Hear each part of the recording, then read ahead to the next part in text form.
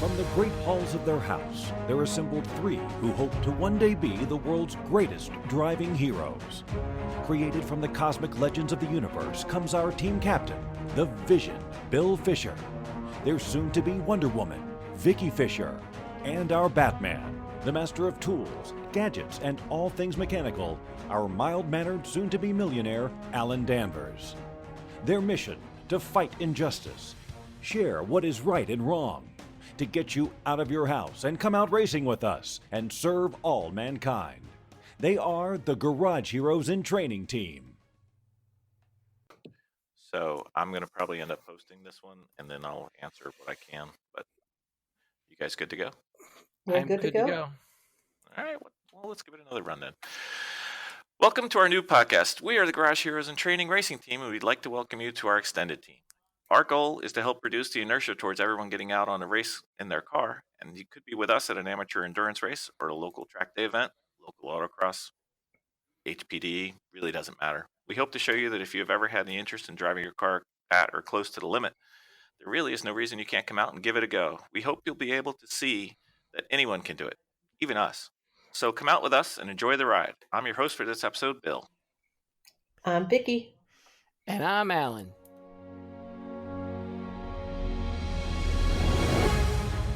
The Garage Heroes in Training are here to save you from following in their footsteps. Okay, so instead of our typical episode format, we were asked to summarize our team and our hosts, and we've done our hosts in the last 3 episodes, and we're going to try to summarize our team in this episode. Although if it takes too long, it may end up being 2 episodes. We'll see. So, first part of this is, how did the Lemons team get started? I know Vicky was at the beginning, so you want to start with that? I think I'm going to toss that one back over to you because you're the one who kind of found it. Yeah, well, I did. So there's 2 things that got me started on Lemons. There was one was I heard about Lemons many years ago. 2, well, there's several things that started it. I guess 2 is not it. 2, I was turned down on joining a local car club by the family CFO, who is female and on this podcast right now. And so I started looking for other ways to scratch the itch that we've been having. Our kids are finally starting to get old enough where we have some time, ability to go with them and enjoy this. So we found the Lemons. The thing that really turned me over the edge towards thinking about it and actually doing it was watching the Everyday Drivers TV show on Velocity, soon to be Motor Trend. They had an episode in their 2nd season on their episode in Lemons Racing up in Washington. And then I called you in and conveniently described exactly what it was, which is, using a $500 race car. I didn't bring up all the details that the $500 didn't really include all the fees, but, Oh, no, you did not. well, that's okay. You're still laughing about it. So $500 versus what it cost to join the local car club was pretty cheap. And so we started looking around, and our son is very much into race cars or racing and cars in general. He's, typical boy, cars, girls, sports, varying order. So we had 3 racers, and we needed a 4th. And one day we went out to dinner, and one of Liam's friends showed up, and he seemed to be interested. And there was the beginning of our race team. So we went to our first race. I think the 4 of us went there with our first car, which we'll get into cars in a little bit. Things went pretty well. We had newbie luck. We had no mechanical issues, which is great because we had no mechanical talent on the team. We prepared the car. We brought the car. We raced the car. We put the car away, and we drove home. No problem. I didn't see what the big issue was. Vicky posted something, I think it was on Facebook, and Alan said, "Hey, what's this?" That began a further deepening of our hole when Alan said, "That looks kind of fun." And I think that's when Alan came on board. Is that right, Alan? So, yeah, can I just get back to when you say you prepared the car? If you had a list of like 5 things that you did, like what would be on the list for preparing the car? What would some of the things include under preparation of car? Let me answer this one. Rolling it on the trailer. Oh, stop! You have no idea how much money I've hidden from you. Anyway, we worked with a local garage in the area, and I had them, just bring it to them. And I said, "Listen, I've got my son and my daughter. Not yet. She'll get there soon, though. My son and my wife will be racing with us along with one of his friends. I just want to make sure everything was safe." And what they did was they basically did a a top to bottom assessment for me, and they found a few issues that we resolved. They had to do some work on the carburetor, got that done. We did the brakes, fluids, oil change, basically a tune-up was what I would call it. And anything that they found that needed to be repaired or replaced, we took care of, and they kind of Nice. gave it a thumbs up. So All right. it Awesome. it was not inconsequential what they found, but it wasn't anything major. It was, minor stuff. But I just, since it was our first race, I'm not the most mechanical, as anybody who listens to this or knows me knows. I wanted somebody else to just give me a, hey, this is a death trap, or no, you're fine. And we landed somewhere in between. So that was what we ended up doing. Fair enough. So Yes. And then, so after that, my sister showed up. She our is first race. she came to our first race, and she was very much into it. So she learned how to drive. So now she's on the team. Well, she learned how after she had never driven a stick, really. Yeah, she said, "Yeah, this looks like a whole lot of fun, maybe." And so she hopped on board, and then we have another driver, Pete, who Bill made a contact with. He'll be on the podcast at some point. Who decided that they made a connection and brought it up, and he says, "Hey, that sounds like fun." I think he's kind of doing a bucket list thing right now in his life, don't you think? Pretty much.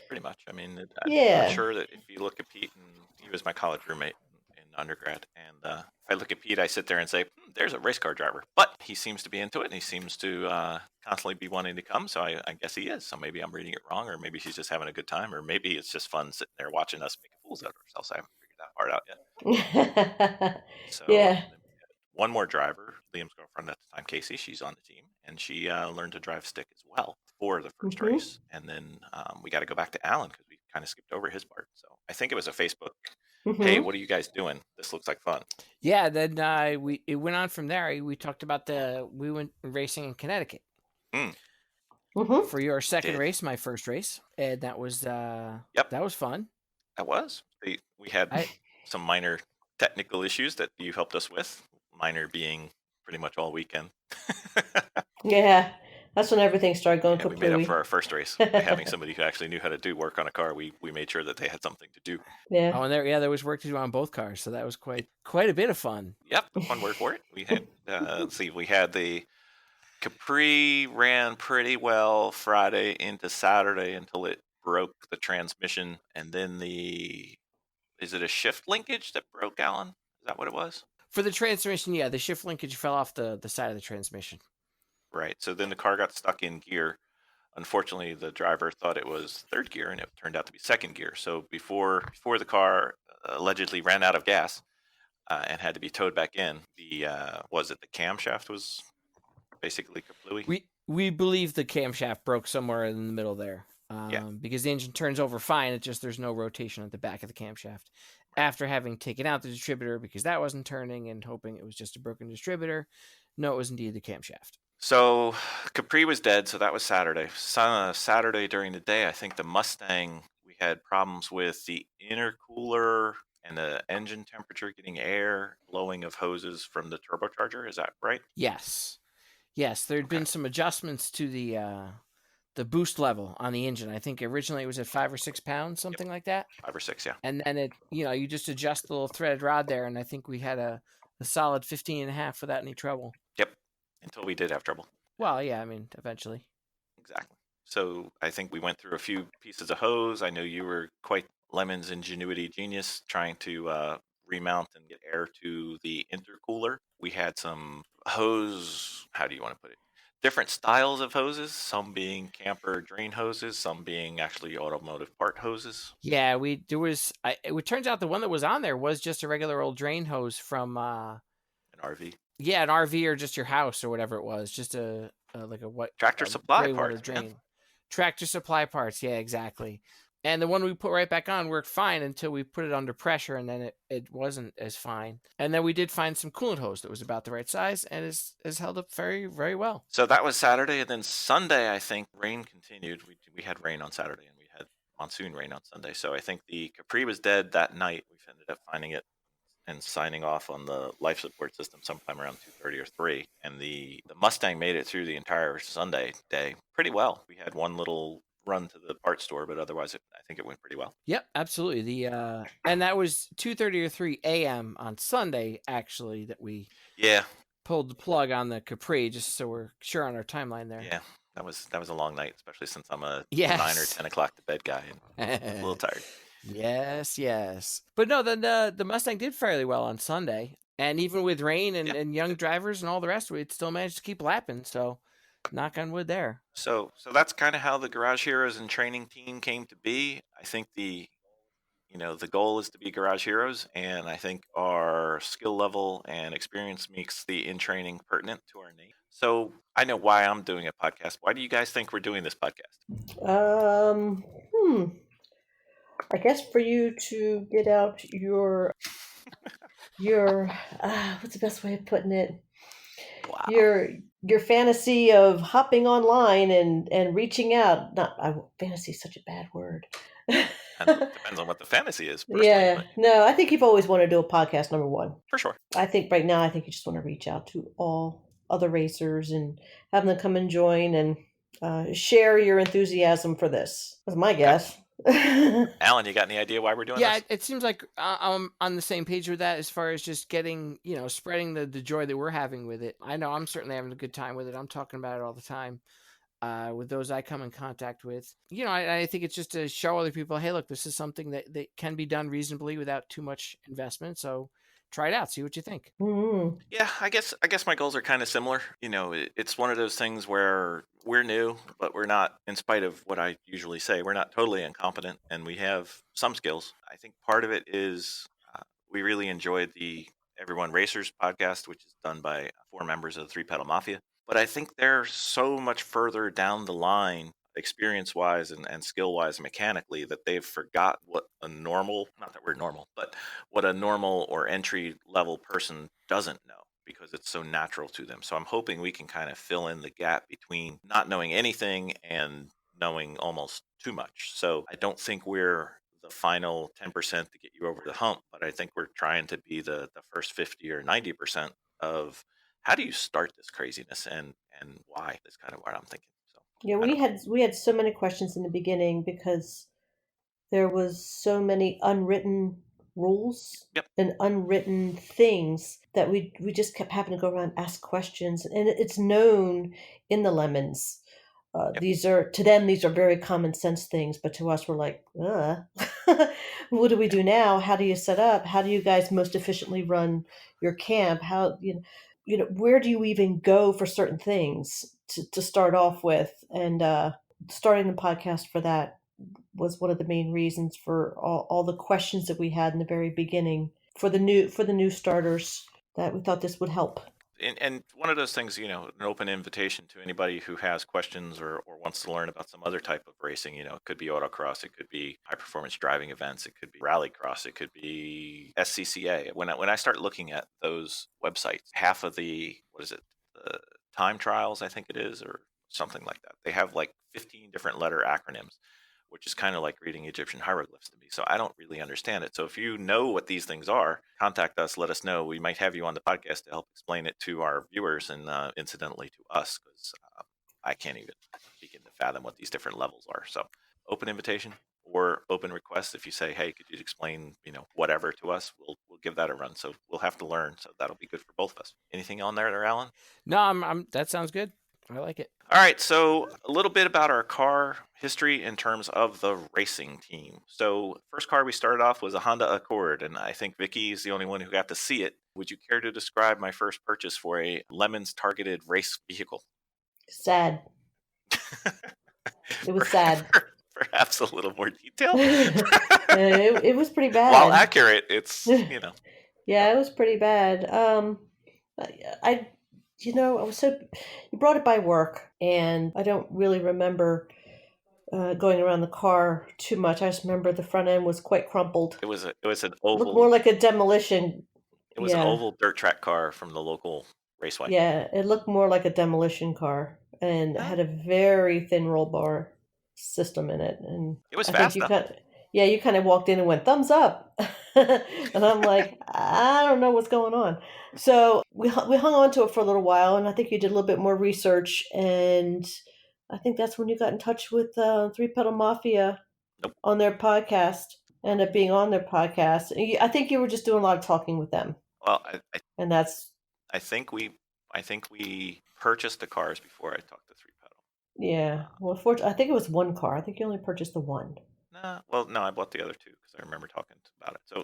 So we basically we ditched the Honda Accord. It was I think it was a '96. It was a 6-cylinder, if I remember right, and it was a manual, so it was kind of fun. However, it was not going to do what we needed to do, and the cost of us putting in the roll cage that would pass Lemon's tech was way more than it should be for where we are, because we didn't know anybody who did it. So we were getting numbers like $3,000 and $4,000. So I ended up finding two cars. I originally was just looking for one car, but I found two cars. One was a 1974 Capri, and one was a 1984 GT Mustang GT Turbo that were run by a Lemons team that we became friends with. That's called Prompt Critical. They're down in South Jersey. So they had posted those, and we started talking back and forth and texting. The family CFO, who was on vacation with me at the time, we were down in Disney with the kids, and both grandmothers. She gave me the thumbs up, so we bought cars while I was at Disney in Epcot Center, right by the Butterfly House. Do you guys want to describe those two cars? The '74 Capri. Who wants to go? The '74 Capri is we have a 6-cylinder in that. It was a 4-speed. We had it themed all dark blue. I don't know exactly what the coloring was on that, but that was dark blue. A nice tidy little race car there. Any of these race cars, what we're racing with has got a full roll cage in it. Racing seat and several other safety things we just have to check off during safety prep. But otherwise, a very simple car. It was a nice little rider. Handled pretty well. I think it was our better handling car than the Mustang. It was a little more balanced, I think, right? And then the Mustang, which you spent countless hours on, in, or under. What would you describe that one as? So that was an 84 4-cylinder turbo Mustang. So it's got the 2.3 liter turbo. I believe the team we purchased it from had done some upgrade to the turbo as far as housing, sizing, or fins. I'm not exactly sure on that with the impeller. They had also put an intercooler from the Super Coupes, the Thunderbirds, I believe, in line right from the turbo to the intake, just to try to give it a little bit extra push there. And that was a good little race car. We had a 5-speed in that. It's all decked out with the Spider-Man stuff. So we had an awesome big Spider-Man on the hood, or big spider on the hood with the spider webs all over it, red and blue.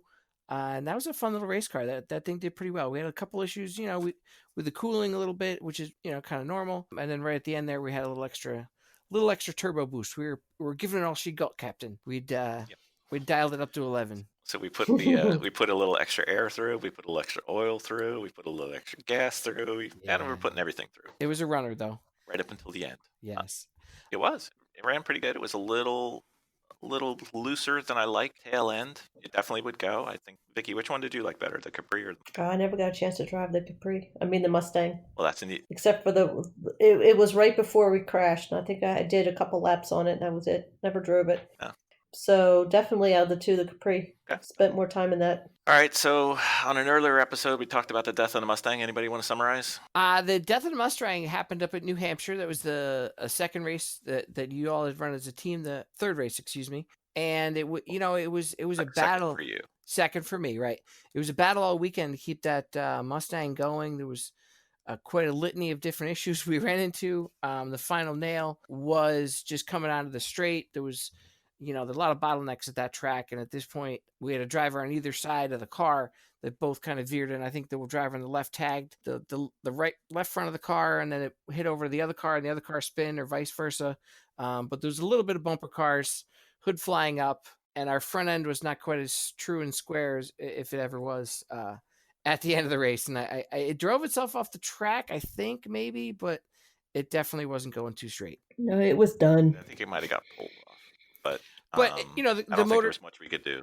Right, but the motor started and ran. It had gears. You could go forward and back. If we hit that thing with a sledgehammer a couple times, we probably could have drive moderately straight in a parking lot anyway. So as far as cars being totaled, it's not, Yeah, no, it definitely went to the right very well. Yes. But that doesn't always help when you're on a road course, or if you're not running NASCAR backwards. So the next two cars I think I probably should go over. So I don't know why, but I continued looking for cars even though we had two cars. And then I found a 1984 Porsche 944. Stop laughing. And we purchased that car. for a whopping total of $1,000, thinking we could just rip it out and make it into a Lemons car by selling off some material. And several of our friends, after they got done laughing at me, said, "No, this is not a good idea. While it's a good car and handles well, it tends to break during long endurance races, and then working on it's kind of a bear." So naturally, when you're told that by friends that you appreciate their opinion and respect their authority, you go out and you buy another 1988 Porsche 944, but this time you get lots of spare parts. So we have two 1994 and a 1990, 1988 944s with tons of parts, and I can sell lots of parts. That was never told to me. Oh. So continuing on, we have two of these cars. One of them is actually street legal. Actually, they're both street legal. One of them is actually street legal and runs. The other one needs a starter. So we have some cars that I need to part out. And also, I'm probably going to get the 1988 up and running, and then we'll use that for one of our HBD events, hopefully in Pittsburgh. So that'll give us an extra car for that, but it won't be useful for Lemons. It'll be more of a occasional, everyday car. So, last car on the list for our race team right now is I think it's a 1997 Chevy S10 with a 2003 Isuzu Hombre on top of it. I could just sounds funny. I could be wrong on the years, but it's definitely a Chevy S10, and it's definitely an Isuzu Hombre all in one package. I think the Lemons main people call this a hat. So who wants to describe El Jefe / the boat / the bad hombre / lots of different things? It's a good truck. It is. Well, it's it basically looks like a Chevy S10. It's just that you got the nose clip from the Hombre on it, so it says Isuzu across the front, so it's a little deceiving. But it's just a mini truck. It's slammed right to the ground. We got 17-inch rims with 255s on it, so it's got some meat to put down. 6-cylinder. It's a V6. We've got a 5-speed transmission, but we're a little leery of 5th gear, so it's kind of like a 4-speed. We have a stake side bed on it right now. That's going to get some upgrades shortly, and toward the end of the month, it looks like. One of the upgrades arrived today, I believe. Ooh, that sounds good. So I'll be bringing that by. I saw that text. I'll be bringing that by your house this weekend. Okay. Mm-hmm. Excellent. So we have a large wing, which will be added to the back, because what race car doesn't need a large wing, especially when the race car is a race truck. Exactly. Yeah. So it's just it's a mini truck with a stake side back to it. Very simple, plain, wood side, so it looks pretty unbecoming. The inside is all gutted out. It's we do have the roll cage, the halo of the roll cage, which is the hoop that goes around the driver's head, if you will, is actually outside of the cab to accommodate some larger drivers. So that's kind of a neat feature. Certainly a little different looking design element. Yeah, it should be fun. We get that, I don't know, big 3-4 foot wing, whatever we're getting. We'll mount that thing on the bed somewhere and make it a go. We've got the plans are to upgrade the fuel tank. We're going to get rid of the factory gas tank and put a fuel cell in. Do you have the fuel cell so far, Bill? I don't. I'm waiting for a shopping list because I don't want to just get a fuel cell and then end up needing a bunch of other stuff, and half the words that they talk about in these websites I don't understand. Roger that. Like what's a sender unit versus a fuel pump? I'm not quite sure. They could be the same. Yes. Well, depending on the cell, it matters how many or whatever you need. So definitely get that straightened out. So what else? We got, there's a front air dam splitter attachment. Something's going on. I'm fabricating over here, along with getting a rear wing on it, prepping it to get it ready to get the gas tank out and get some exhaust work done. Let's see. That's about it that we have going on for the pickup truck. What do we have going on for the Capri? For the Capri, I think we found a vehicle, haven't we? We have. Have we found a donor? Yes, we have. We have. So the plan for that is we're going to do a little heart transplant and take out the Ford V6 and transmission. We're going to put a GM V6 engine and transmission in from another car. So what we've decided to do is get a whole other car that happens to have some other issue that doesn't involve the engine and transmission. So we get it very cheap, and then we take all the parts and pieces that we want from it and then put that on inside the Capri and make that old 74 Ford run on some Chevy heartbeat there. So I think the things we wanted to do was we wanted another car just like the truck that would just lap and lap and lap and lap and basically be bulletproof. We don't care if it's super fast. That's not what we need right now. We just need to get some experience. And I think we wanted to keep the approximate same weight so that the car didn't handle any different, because we like that part of the car. So I think this V6 Chevy may be the way to go. Well, we'll find out anyway because we're doing it. I'll be at your house on Saturday with it. Woohoo! So that'll be fun. And then hopefully I'll be able to help you, and whoever else on the team wants to help you, or anybody who really wants to help you can come by, and we'll learn a bit about Yes. doing a heart transplant, shall we say. Mhm. Absolutely. So that'll be fun. Hopefully we'll be able to get that done before it gets to be minus 50 bajillion or 12 feet of snow, but we'll do that. So Alan, would you be able to assist or have the students assist with that? Is that something like a project they can work on? Unfortunately, through the school, it would be challenging because they're going to want to have insurance and registration and that sort of thing. And after a certain number of years, they don't like to let the cars in because they're too old. So if I had any way to, Depends on which car we claim. yeah, exactly. If I had any way to get that in there, I definitely would try to. I think it's probably going to be more of an informal, one or two kids that are interested. I've talked to many different students about it as far as helping out and that sort of thing. At this point, I don't have a good avenue for that, but I certainly am looking for kids that could definitely benefit from this sort of thing. Well, we can always bribe them with a seat at one of the races too. So. That's right. We're And there's we're definitely a above good bribing. network of kids out there with the skills that we need to get some good stuff done. So I actually did just pick up a little toy the other day on the interwebs. There, we found a BuzzBox welder. So I got a really good deal on it. I just need to put a new outlet at my house because I don't have any plugs big enough for it. So that could be exciting. That could be, especially if you don't put the right plug. Yes. Well, see, that's the beauty of working at tech schools that I've got all the teachers there. I saw the picture right away. He's like, oh, 30 or 50? Oh, 50 amp. I'm like, yeah. So he's going to get me the socket and whatever wiring I need so I can get it all straightened out.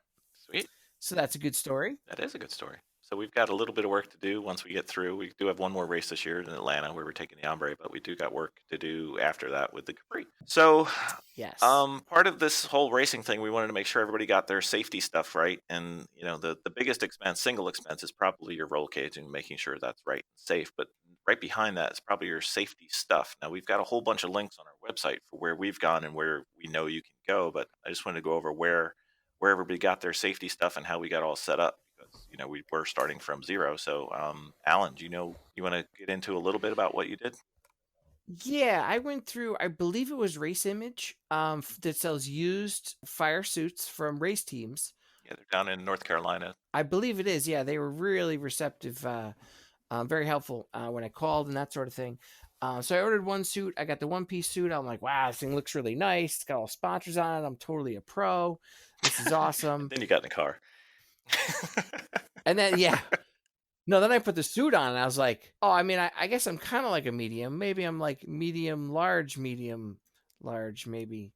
All right, maybe I'll get a two-piece suit. So then I went back and ordered up another suit that was just, one size up on the waist, and it was two-piece. And I'm kind of a warm person, so it's kind of nice to have the coat separate so I can air out. So that's how I start off with two race suits. It just happens to be that I have some kids, and he fits very nicely into that first suit that I bought. Oh, that's nice. So I love it when a plan comes together. So that's, it's kind of convenient. But, I'm very fortunate to have such a wonderful wife and two boys, so I can justify handing things down from one to the next. So it's kind of like there's three of us, and then I will second that you have a wonderful wife. Not as good as mine, but close. Right.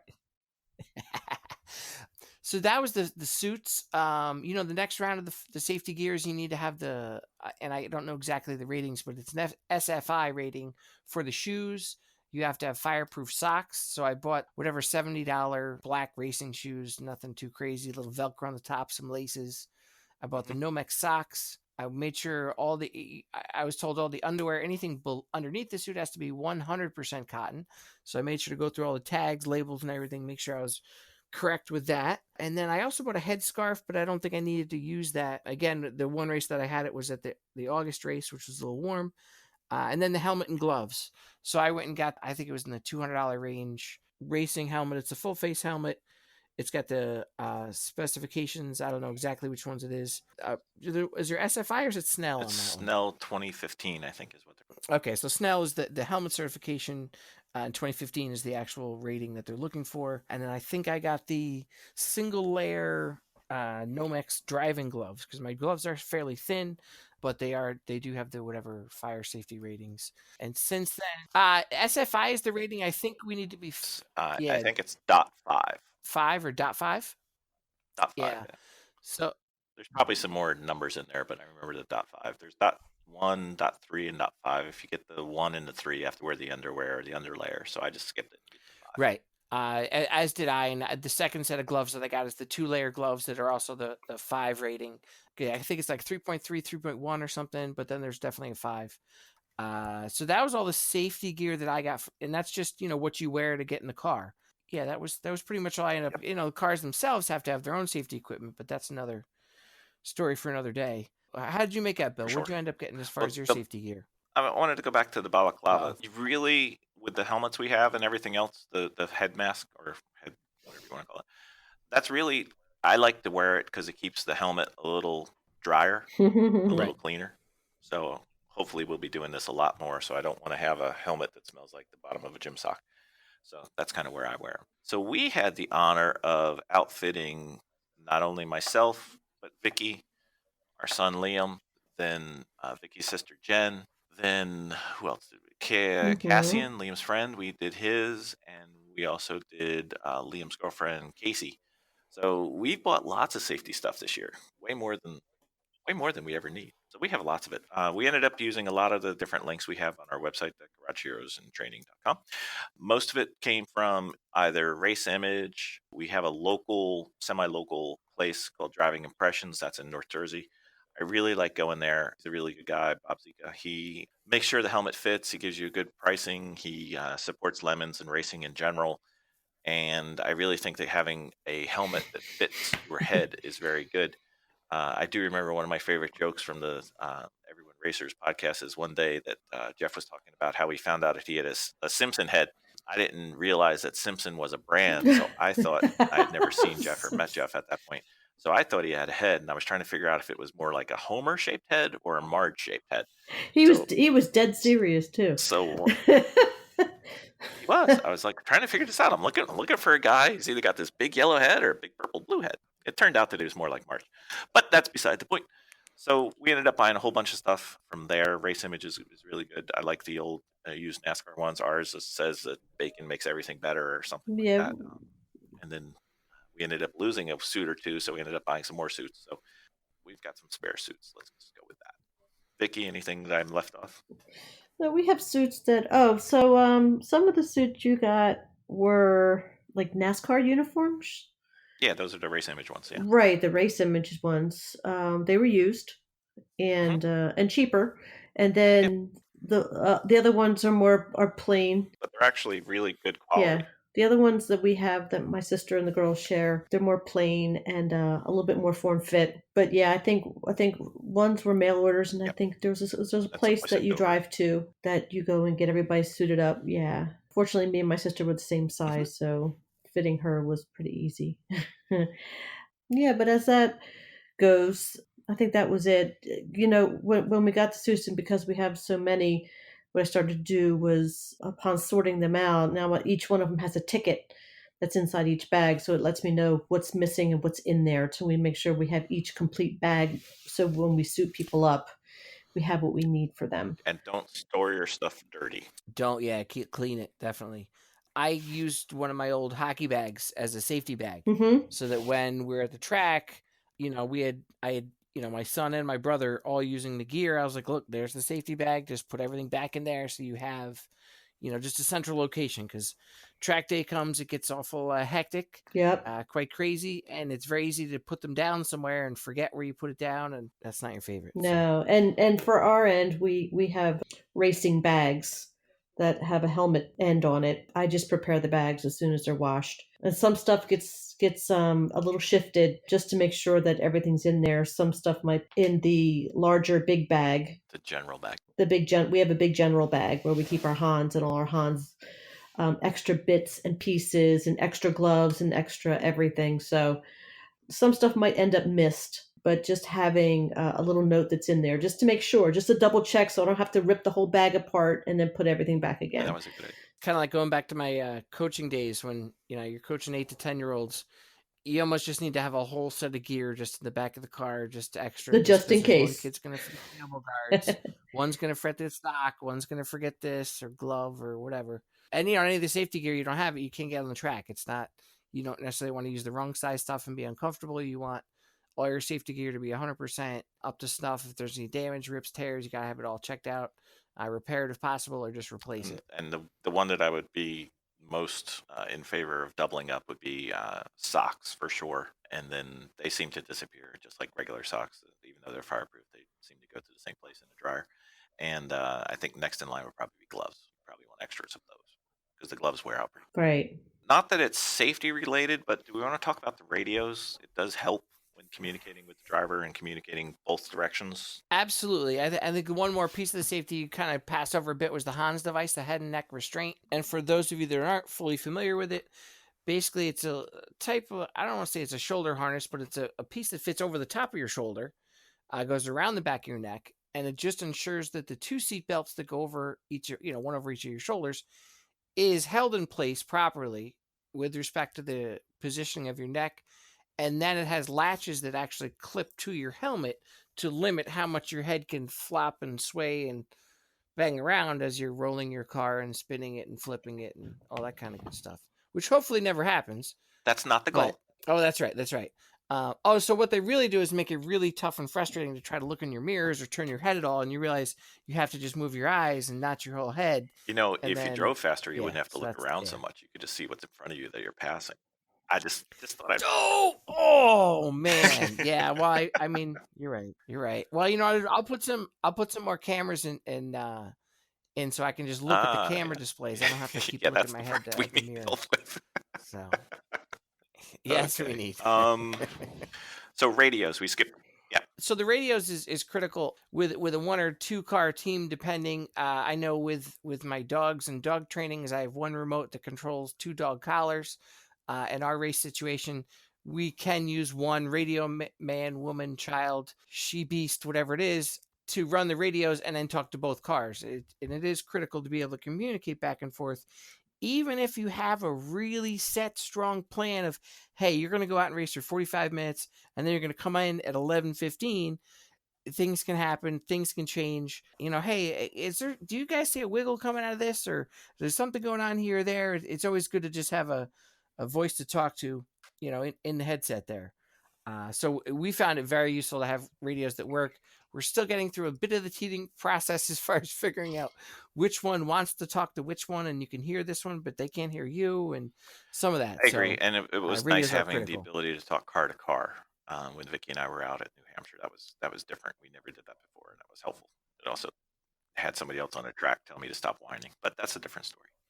There you go. Okay. So driver experience and training. Vicky, what kind of driver experience and training have you had or do you think you need? I've had very little driver experience and driver training. Only one at Monticello. We went over there for the day. And I think... How did I know this was coming? Well, no, and that's all I'm going to say about it. I bet you $5. But no, it is. I know you want me to, but I'm not. Either. That was more so that's the only training that I've had. Try our cars, see how cool they are. Please buy more of them. Yeah. Okay. Yeah, I really haven't had any driver trainings since before this. I just kind of fell into it. Alan, anything? Driver training. I did a 1-day Skip Barber event over at Lime Rock. Nice. We drove around some Formula Fords. That was quite a bit of fun. Other than that, just driving behind the wheel. That's all the training I've had. So, nope, nothing. All right. Well, I'm a glutton for punishment, and I've done 3 or 4 different HPDEs. I've done a bunch of team go-karts outside down at Pocono. I had done some more when I was younger, but that was so long ago, it doesn't really matter. What do you guys think about that we the 3 of us, or we, the royal we on our team, what do you think we should do? Do we need any more? Do we need some? I think you always need some sort of training. Sure. I really did enjoy doing the track walk up at New Hampshire. With the other team there. Did you got a Thompson too, or no? I did walk around Thompson, but it wasn't with you guys. It was somebody else, I think. I forget exactly.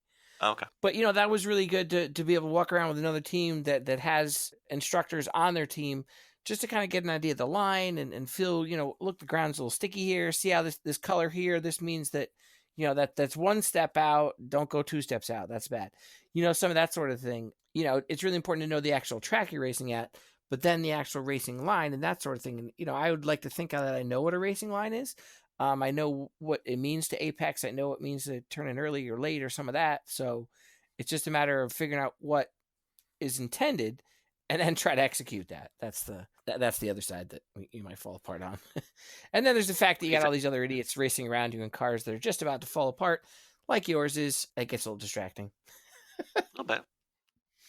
Vicky, what do you think? Yeah, I mean, you can always certainly do more training. I did enjoy it. It's just for me, it's just getting the time with Are you talking about me family. specifically, Vicky? I need more training. Is that what you're saying? No, I know I Oh. need more training. Oh, I you do meant like know I in need more general, training. anyone could use more training. Oh, okay. Right, anybody. Because you know what? I didn't even know what Apex was.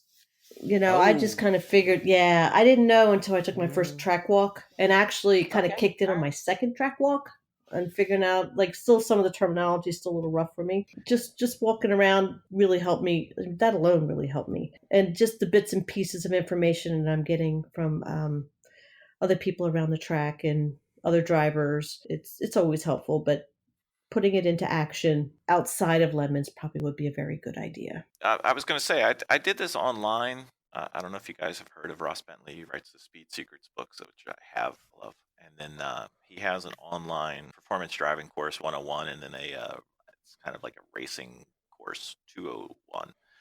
I've written a review of 101. I'm in the midst of 201. He also does video track walks with another instructor. We have one for Atlanta coming up, so that would be something. Oh, nice. I think you guys should both take a look at those, and then I'm going to throw out on a table. There is a HPDE instructional event in the summer in Pittsburgh that I'd really like as many people from our team to go to as possible.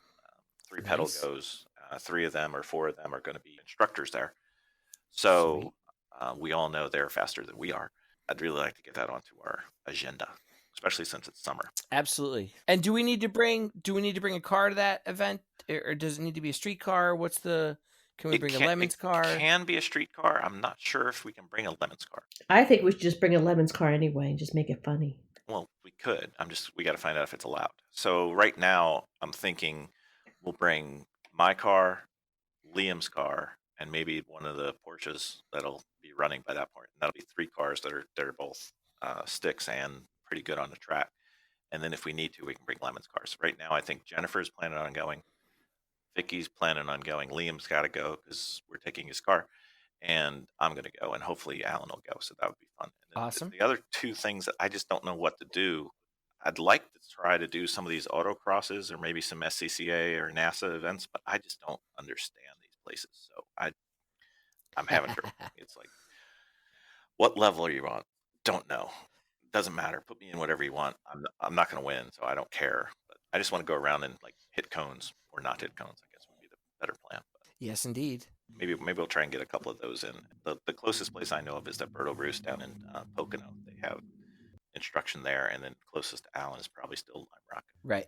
Yeah, I need to find out if there's more test and tune nights at Lime Rock or something like that, so I can get out there and just throw some laps around, just have some fun, get the adrenaline Get somebody going. to drive with you and say, "What are you doing?" Or "That was nice." Or exactly. Somewhere in between. Yeah, because I remember when I was doing some autocrossing, I did have a couple of guys help me out, and he was able to do a ride along, and then like you'd take the right mirror and tip it all the way down, and he'd say, "Look," and you'd look right down just to see how close your back tire was to the apex or the cone in that case. So that was kind of neat just to see. And I think it'd be instructive for us to get some more cameras going if we can, just to see a little bit. Or I know I definitely enjoy watching at the track, just seeing the different lines the cars are taking, and see what sort of idiocy people think is a good idea and some of that. So Yep. It's been quite a lot of fun.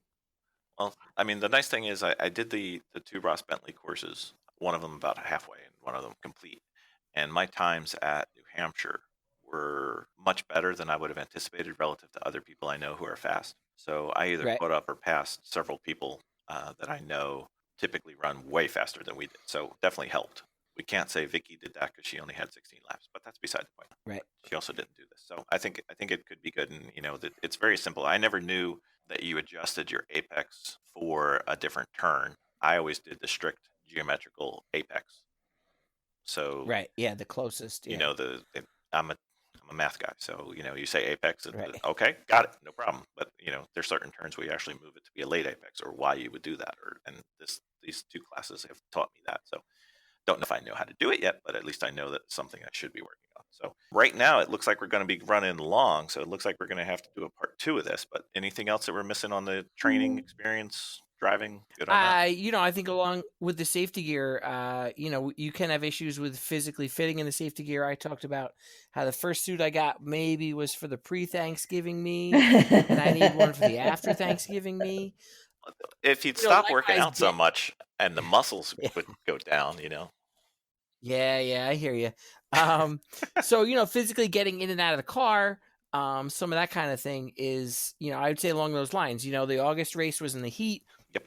You definitely need to plan for that. Are you going to get freaked out and claustrophobic once you get all strapped in tight? Do you know how tight those belts need to be when you get in that car? That could be a deterrent for some people because it's, you need to be in there nice and safe. This is racing. This isn't just, fooling around. Well, the safety suit itself, in order for it to function, it needs to be a little loose. If it's pulled too tight, Right. it actually affects the safety fire rating. Not really the rating, but Right. the effectiveness of the rating. So you want to have a little bit of scoosh more room, shall we say? And and some people, like me, I need like 4 or 5 scooshes. So Right. it's like the old joke, the television camera puts 10 pounds on you, and then the question from the director is, well, how many cameras did you have on you? That's right. That's right. No, my segue for the training was just as part of your driver training and experience, practice getting in and out of the car, practice. Yeah. In our case, we talked about practicing pit stops. I don't think we really actually did them, walking through them, but just practice. We did them at the first race. We haven't done them since, and we probably should. Oh, I got you. Yeah. But yeah, just along with the safety and the training, see what it feels like in the car. See if this gear is going to be right for, extended amount of time and under race conditions. Yeah. And don't fill up the gas tank too much. Sorry. Yeah. That's right. Let's just wrap up one more section, and then we'll finish the rest of it on our next episode, which probably will take another hour. But support equipment. We've got a lot of support equipment. It's not just safety gear in a car and go to the track. You guys want to get into some of the support equipment that we have? Well, if you're going to race a car to track, if you're not going to drive the car to the track, you need to get the car to the track. That does help. So that's going to talk about a trailer of some sort. And depending on what level car you're towing, you could get away maybe with the 2-wheel dolly if you're hoping that your car is going to leave the track with 2 wheels that can still roll on the ground, which we always do. Moving up from that, you're going to talk about just an open trailer that you're going to pull behind some sort of tow vehicle. Again, another item that you're going to need for something. And then up from there, you're going to talk about like an enclosed trailer. What's that? You could rent it. I mean, we've done all of these. We've rented the U-Haul 4-wheel trailer that you just tow behind. It's open. We've done that twice, I think. So it's not like you have to go purchase these things, although some of us have. So you do have options in terms of the car trailer itself. So, you have the trailer, the support trailer. We've also made the mistake of having the vehicle that was driving the trailer not quite work out. So definitely. What do you mean? Well, when I had the trailer reserved, because we didn't have a trailer of our own of the second trailer to do so, they primed my car or my SUV. They primed it. They got it ready. They issued me a trailer, but it wasn't a car trailer. And the car trailer was definitely too heavy. Everything was a mess. So I had to turn around and rent a heavier truck to haul my car. These things, listen, I don't know. Starting out as a new driver for anything. So they had it mixed up, got it all squared away. Definitely, I think that maybe if you're hauling a vehicle and it might be an SUV, probably a dolly. Yeah, I think a dolly's probably the max you can do for some of the but you still obviously you still have to check that out. More support. You want some headroom too. If it says 6,000 pounds, don't pull 6,000 pounds. Yeah. Try and leave yourself a little room, because there was a couple times where we loaded up a little heavy, and I was going around the turn up the hill with a truck on my side and going, "This is not the fun that I expected it to be." So some butt clenching moments, shall we say? Yeah, you're gonna have to have obviously spare parts for your cars. Preferably if you happen to have a car, and if you happen to get a second car, try to get the Could be. second car to match. Share parts. That's always helpful. Your tools. We have yet to do this, but Yeah, we have yet to it's a do rumor. this. Yeah, it is a rumor. And let me see. And for the trailer, if you're going to be hanging out of your trailer, definitely some kind of system to organize your junk. That Like it's what? easy. Well, racks, hangers, systems. Hmm?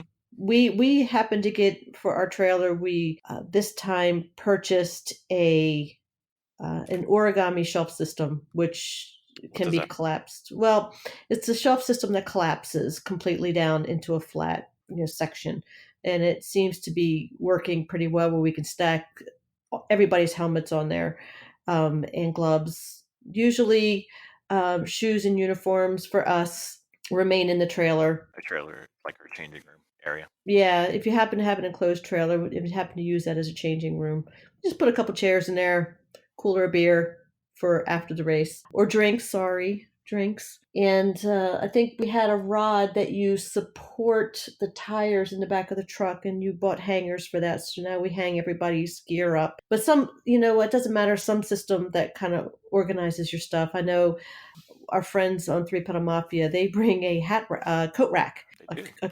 What is it? Coat tree? Is that what they're called? Yeah, kind of. And it has, yeah, and then that's what they use to hang all their helmets on. But some kind of system to where everybody can drop all their stuff, their uniforms, in one spot. It can get a little hairy and a little crazy when suddenly someone says, "Hey, somebody's up," and you got to go find all your gear because you've inadvertently spread it around. That's kind of a mess. So And you step on stuff and you get mud on it or sand on it. yeah, or Whatever. mud, sand, water, whatever. That seems to have worked out. Usually your other stuff collapsing tables are always helpful. Fold up tables.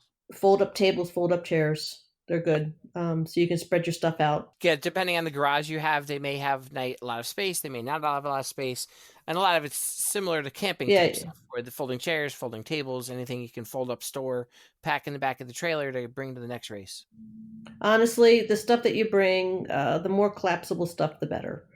Try not to bulk up your trailer. Try not to bulk up anything. If you can make it collapsible and tight, it's even better. Less space is better.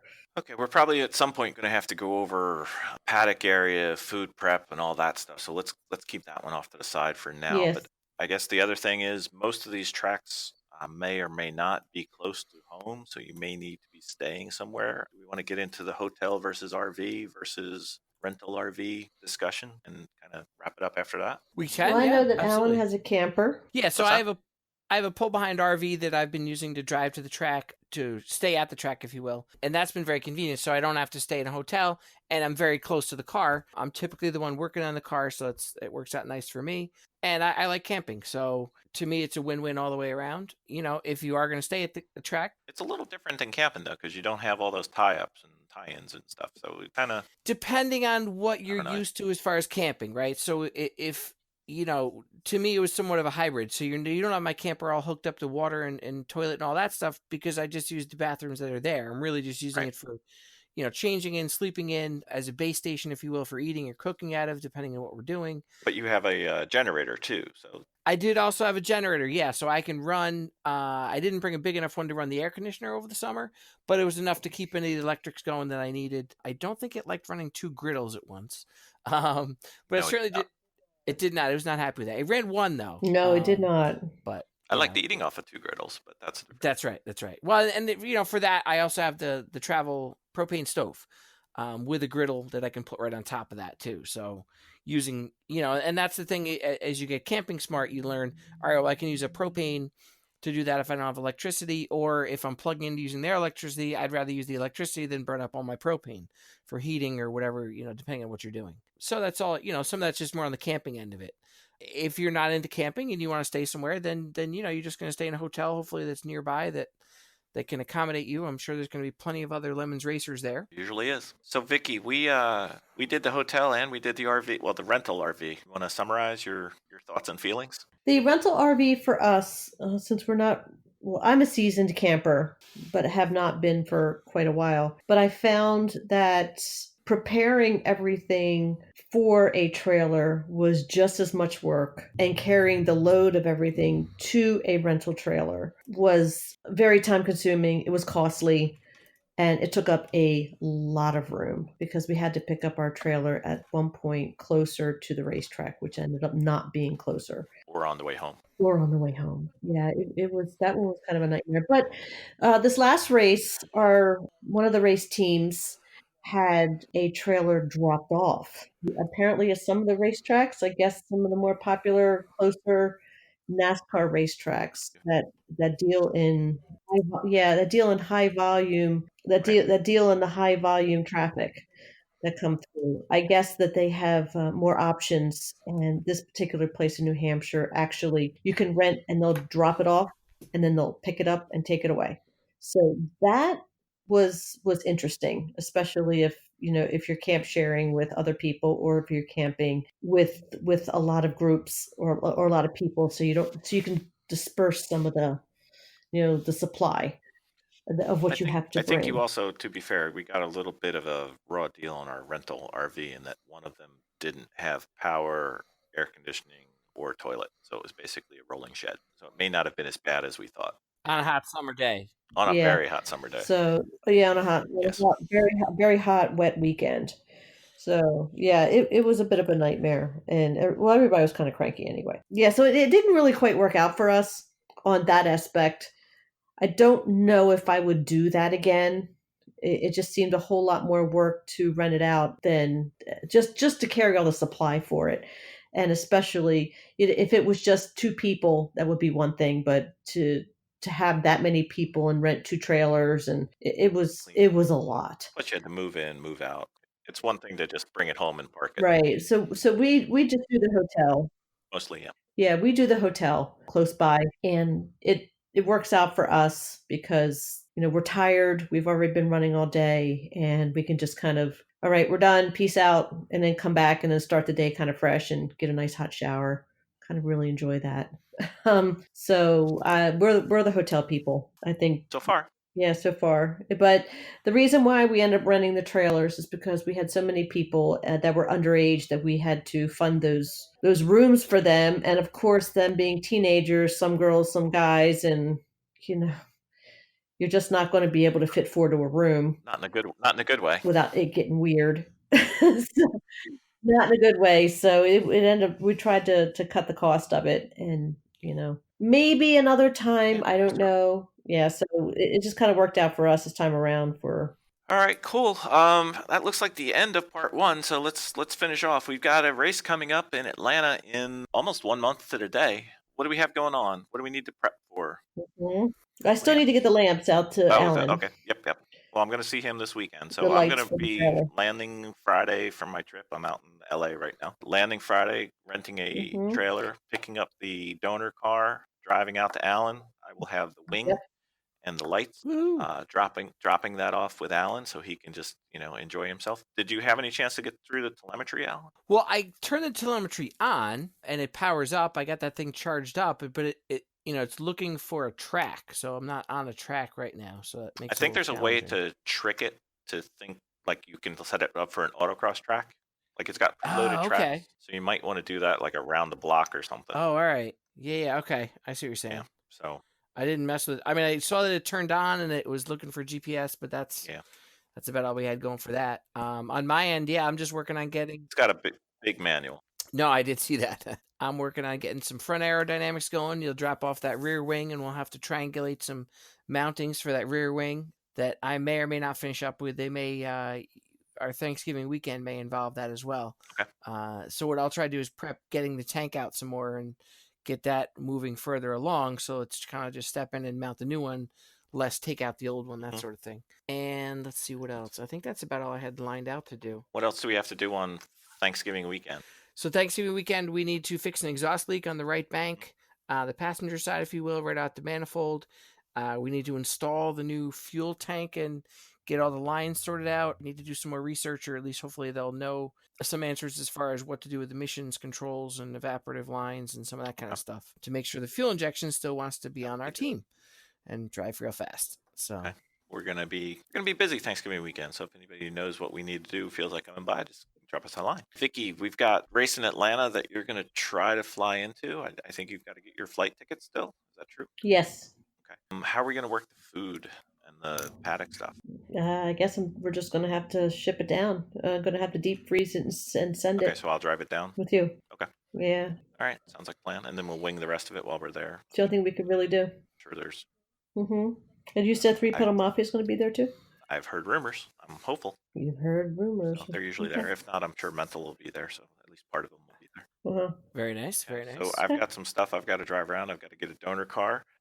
We've got to get these podcasts up. We've got part 2 set up, so I don't have to write out what to do for next week. So next time we'll be going over the rest of our team. Yay. Thanks everybody for being on board. Thank you too for tolerating me doing this, and we'll finish up. And if you have anything else that you guys, our listeners, want to have covered or want us to try to cover, please just send it in to us. Either send us an email at garageheroesandtraining@gmail.com or send it to us on our website. Or the better way to do it is give us a nice, wonderful 5-star rating and then put it in your comments, and we will respond to those as well.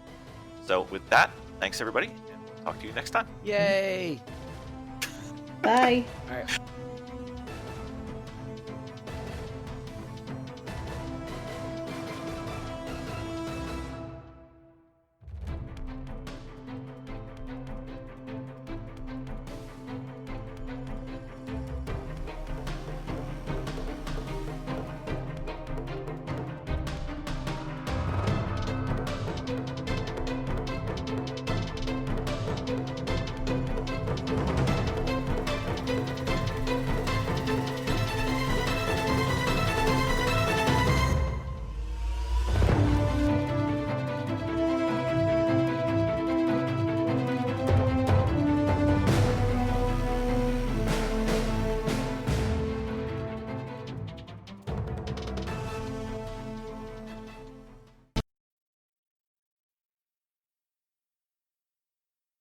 Headset there. So we found it very useful to have radios that work.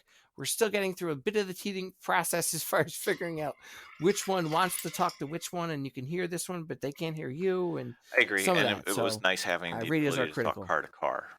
When Vicky and I were out at New Hampshire, that was different. We never did that before, and that was helpful. It also had somebody else on a track tell me to stop whining, but that's a different story. There you go. Okay, so are you done with your thermos now? That Yeah. okay?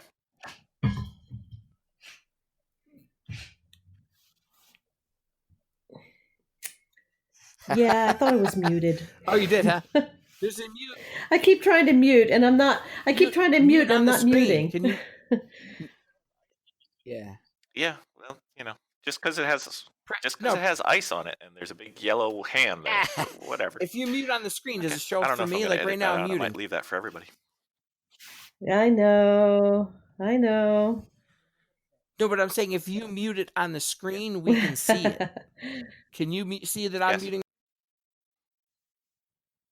I have a you see mute that I'm on my line here, my headset. So Point. Then but there's then I this- can there's see this- that you're muting. yeah. Did you ever see Ghostbusters? You know how they have a little circle with Yeah, a I can slash through see it? it. When this microphone is Yes, it has again. a slash through it. You That know, means listen, I'm Freedom. a little bit techno Amish. Okay. perhaps you should use the software as it was intended. Yes, Anyway, I back to our thing. You want to do another one of your Well, directorial cuts like you did on the last episode? before I was muting on my mic and Anyway. it's not muting right now. So Clap. There we go. Okay. So driver experience and Yes. training. Vicky, what kind of driver experience and training have you had or do you think you need?